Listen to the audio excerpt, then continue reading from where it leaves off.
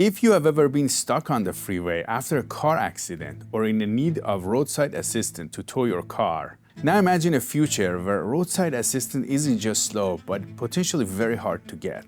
California is phasing out diesel trucks in favor of cleaner alternatives like electric trucks. But unfortunately, there is a catch. It's very difficult to produce electric tow trucks, and manufacturers are hesitant to make them. Today, we sit down with Mark Baatz, owner of Tow Industries, one of California's largest suppliers of tow trucks. He'll explain what's at stake for Californians and how the towing industry is facing the challenges of transforming to electric. By the way, you need to know that most of these trucks are not the trucks that are towing you when you park in the wrong place, but most of them are the ones that come in to assist you when you're stuck on the roadside or when there's an accident and they come and clear the roads. I'm Siyamak. Welcome to California Insider. Mark, it's great to have you on. Welcome. I appreciate you having me. There's an initiative that CARB has brought up, and it's impacting you guys, the tow truck industry. Can you tell us what's happening? I'll start real quick with a quick introduction. Obviously, my name is Mark, last name is Baatz. My company is Tow Industries. For 40 years, we've been supplying trucks to the roadside services that backs up police agencies in their job, that handles accidents, CHP work, the Metro Transit Authority, the large trucks that work for the Metro Transit Authority, Freeway Service Patrol that keeps traffic moving during rush hour. This is where our trucks end up. And these people have a constant... Private companies will buy them? Thank you. Some of them are private companies, some of them are government-owned. Another large group that we serve are AAA Auto Club and other auto club service contractors. These are the people that are committed to going to help you when your battery fails, when your car doesn't start, you're involved in an accident. Many of you are insured by the auto club. These are their agents of service. So all of these groups that I'm describing, and I can go on, I call them essential services, and I think as I describe them, you'll agree they are essential services. And what's happened is with the CARB's effort to clean up the air, there's a movement towards to what we call ZEVs, zero-emission vehicles. And with that speaks to electric specific, or hydrogen, but electric is the predominant truck. There are now ratios in place. So many diesels are allowed on the road to how many electrics are coming to the road. And in our particular industry, there isn't an electric truck that works. The ratio is 1 electric truck for every 9 diesels that are allowed into the state. So with a limited number of electrics being produced or coming into the state, you can see how we don't have the 1 to bring in the 9. So you're not seeing that much electric coming in. You don't see any that serves our particular industry.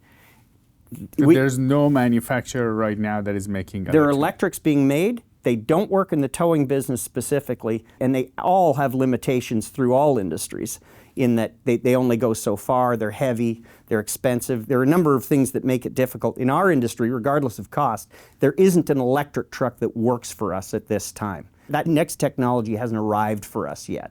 So the number of diesels coming into the state has been constricted dramatically. Where we moved 600 trucks a year last year, we might only get 30, 40, 50 trucks next year because of the constrictions. There's not enough electric to allow enough diesels into the state.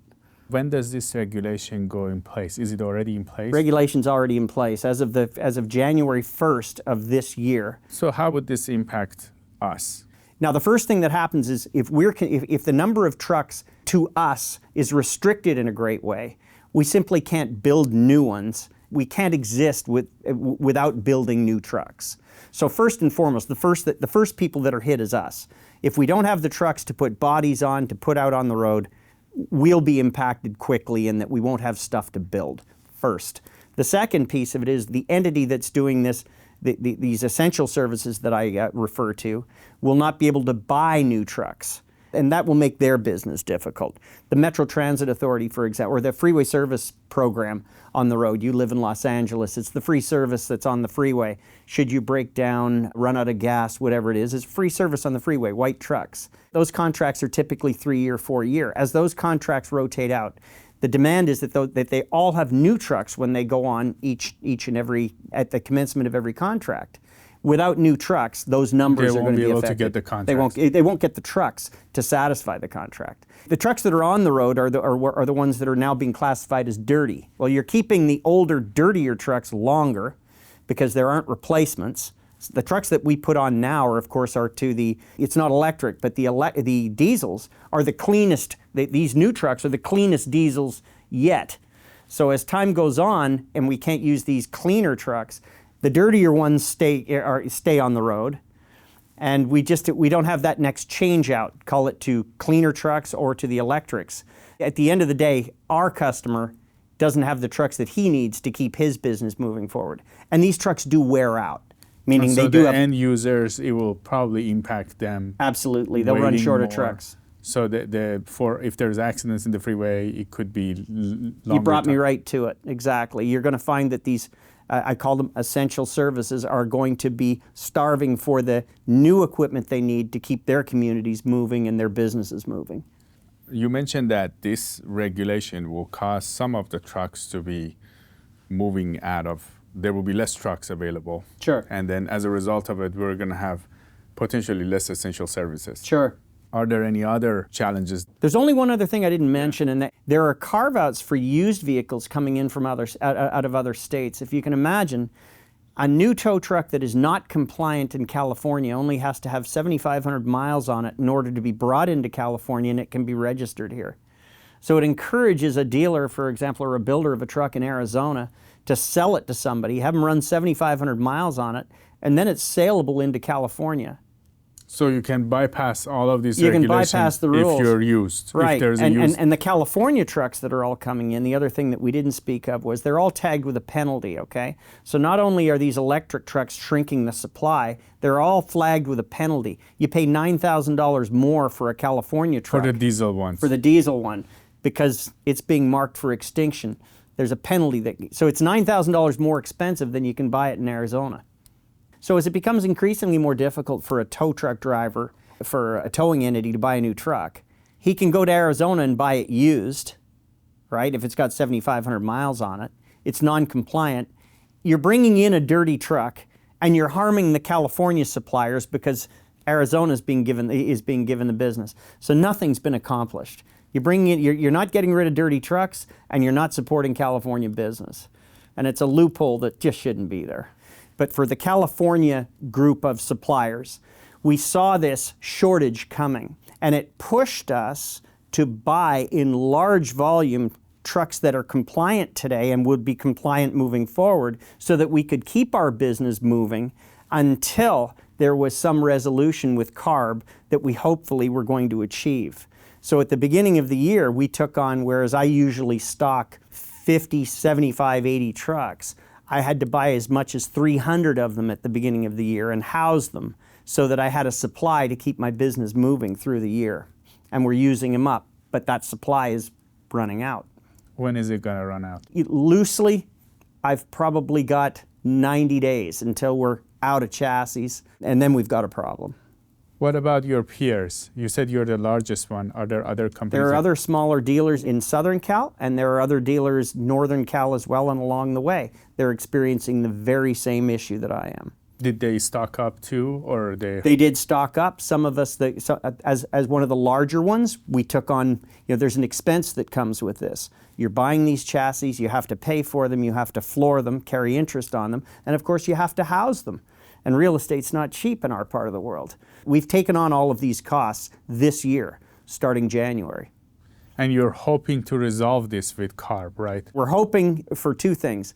We're buying time to see if technology catches up, to see if there is in fact an electric. The answer that we're looking for, the one that we believe is a carve-out like the government has for its vehicles, so that tow trucks specifically are exempt from these rules until that next technology comes into place. Something that gets us more time. You said you have talked to them a couple of times. You have met with CARB. Or attended 2 hearings. Can you tell us how did that Sure. go? The first hearing that I attended was more of an introductory appearance. We were invited, the meeting was open, and industry was not just towing and essential services, but industry was invited to give their comments on upcoming rules. So briefly, that meeting was, you get 2 minutes to speak. The first meeting is a quick introduction as to what your business is, that we are tow industries, we've been here for this amount of time, the number of employees we have, the number of people that we serve, those vehicles that we put out there, what's their purpose. You had to quickly define who you are and what you did. The second piece of it was to describe how are we impacted, and it was we don't have the technology yet for what's being proposed, and the restrictions that are being imposed on the trucks that we do need are very real and are going to impact us. And I can say I didn't hear from any group that didn't have a truly intelligent pitch or a piece of information for CARB to hear. All of the information that came across I thought was legitimate and needed to be heard. And at the end I say, then there were a group of random call-ins that I don't think were well understood the gravity of not having essential services on the road, and were simply yelling about air being dirty and that all these dirty diesel trucks were causing it. And while we can all agree that we want cleaner vehicles, it's a much more complex issue than make every truck go off the road and the air will be clean and all will be good. That's not quite how the whole thing works. These essential services are necessary. We want clean vehicles. We're moving towards clean vehicles. You can't just stop the world from turning. And that's what came across in some of the phone calls. The first meeting was more a make CARB aware meeting. Okay, and that's how it finished. I didn't get in. How long ago was that one? In May. How the meeting ended was with a directive from the higher-ups at the Air Resources Board to their staff to go back and research the claims that various groups like mine were making regarding, is there truly a shortage, is it real? I'll take you forward now to the second meeting that I went to, which was in October.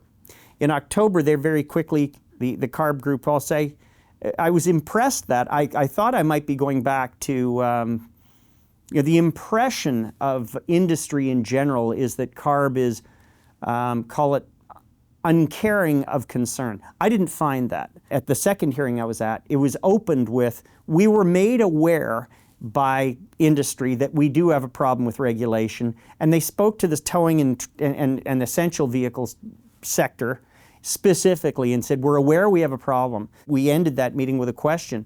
What has been done to just allow this movement to cleaner air vehicles, to just facilitate the movement in the allowance of time for it to happen? There are other states that have followed along with California's movement towards zero emission, and others, Oregon specifically, has postponed and made exception to their rules to allow for time for technology to catch up. California has, at least to my knowledge so far, is holding fast on their agenda. And if you're asked, my pitch is, a little more time is required in order for that transition to happen. And specifically for our sector, we need that exclusion to make sure that these essential services don't slow down. Did they tell you, is there a timeline now that they're going to get back to you, or there is no timeline yet? I'm not aware of one at this point. In coming to the meeting today, I've asked what has been done because there's been conversation regarding amendments. These amendments to the CARB regulations, they can get very complex very fast.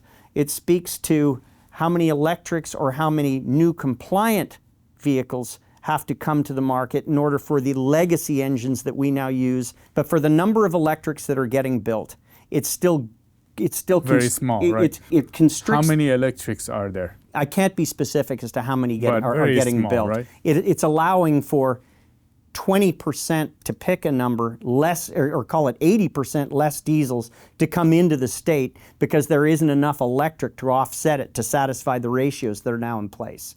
So my understanding where the amendments are concerned is that there's going to be some movement somewhere. But it's not going to be enough to cover this 80%. We haven't seen any positive movement yet. So for all the discussion, we just haven't. We've gotten no notice that from the manufacturers, and we represent all of the large brands: Peterbilt, Kenworth, Freightliner, International, Dodge, Ford, Chevrolet.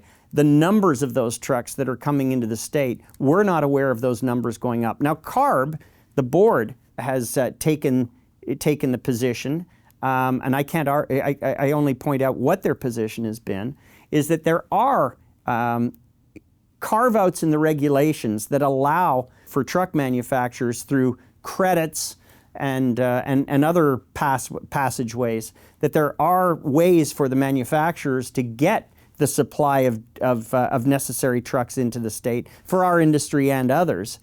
But the CARB groups are pointing out that the manufacturers may be part of the problem, that they're not supplying trucks for other reasons, like they might be too costly. There may be other reasons, ones that I can't speak to, not aware of. CARB has a feeling as to why some of these trucks aren't coming in, and it's not all directed at, they're defending that it's not all what they have. It's not their regulations. It's not their regulations that are all the. And you guys are in the middle of all of it. We're in the middle of it. And as I point out, many facets to it, and hard to put your finger on just exactly what's happening, what's preventing the movement of trucks. But one thing's for sure, less of them are coming in because of these ratios that are now in place. Now, Mark, are you worried because you have 3 months of supply left? Absolutely. The problem is right in front of us. And what do we do in the event that we can't get them? You can only weather so much time with no activity in your business. And ours is a very active place. Trucks coming and going all the time. Without being able to build new ones, without having the chassis we need to move them forward, starts with us. You'll see that the people that supply these services are going to start to starve for new equipment to keep their fleets current. And then the people on the street are going to feel it in how that they're served. In response to accidents and trucks that are available for police activity, you name it, those services are going to hurt not too far down the line. And this regulations doesn't apply to government trucks? Specifically, there's a carve-out and exemption for government vehicles, government-owned vehicles. And my only speculation on that is when these rules were designed, I think the designers assumed that most of these essential vehicles were being operated by government entities as opposed to private services that serve government. And that's where I see the failing. So an exemption or an exclusion for these essential vehicles, tow trucks, is the fast answer to include us with the government exemption that's already in place. Have you talked to any of your representatives? Because this is a big issue, that your whole industry is impacted by this. Sure. You're asking for, have I spoken to my local representation? Yes. Yes. My local assembly person, Blanca Rubio, has visited us and taken a keen interest in our issue. So I'm very appreciative to Blanca, and as I said earlier, that's why I voted for her again. She has certainly brought our issue forward. We were a little late getting to when our issue could be heard, and we expect that it will be heard again towards I believe it's early in the year when these issues are open for discussion again. How long do you think you will last after your inventory is gone? If we don't have trucks to build, our purpose is essentially finished. That is our business. We are a dealership of sorts, only when we think dealership, we think car dealership. We sell an essential truck, but like a car dealership, it's new trucks, it's used trucks, it's parts service, it's warranty. And our business specifically, because we're very active in the community as well. We work so closely with roadside assistance, with the towers themselves and the safety in that industry. So we have a cause that's a lot more, not to make too much of it. Of course, we're a business for profit, but there's a community aspect to our business that's very real. When we can't build new trucks and can't sell them, which is our primary purpose and our primary revenue driver, we don't have more than 90 days before it'll be, depending on how deep your pockets are, you can stay there as long as you wish to. But when the writing's on the wall and you don't have trucks to build, I would say a prudent businessman would stop quickly to avoid further losses. We are honored to be sponsored by Shenyun. I've been attending Shenyun performances every year as they change the choreography and music. Shenyun takes you back in time to the magical world of ancient China with unique blend of brilliant dancing, beautiful costumes, and legends coming to life. Overall, it's a very meaningful performance with a lot more than just entertainment to offer. Make sure to go see it this year. Go to shenyun.com and book your tickets today. I highly recommend it. People nowadays go to the doctors, the psychiatrists for pills, for antidepressants. This is the antidepressant, the best. I knew it was going to be good. It's a billion times better than I even thought it would be. I've heard people say, you don't want to miss this. and I would fully agree. I'm going to tell everyone to come see it. You have to. Definitely going to come back next year. Totally inspirational. You have to go see this. It's a once-in-a-lifetime must-see that will change their lives forever.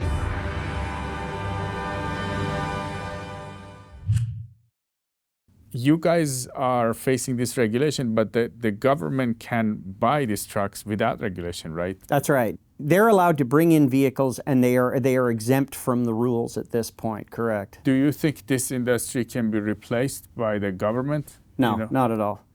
Not at all. The government, for these essential services that I describe, a very small percentage of them are owned by government. Very small. Like less than 5% of these towing and transport trucks are government operated. Almost all of them are independent businesses, small, many of them family businesses like mine, or smaller. I call us a medium-sized business at this point, and a good number of our customers are as well. These businesses will suffer as this thing moves on. Do you have a message for people at CARB? I appreciate being heard on the issues and that I was given the opportunity to speak first. Second, I do think that CARB, I give some credit to CARB, that I think we were heard on, there's a problem with, I call it our industry first because we are essential in my view, and I think many would agree. And then there's the trucking business at large. But at our business specifically, this restriction of vehicles is going to not only affect us as a small business first and as a dealer. When our supply slows up, obviously we can't continue on.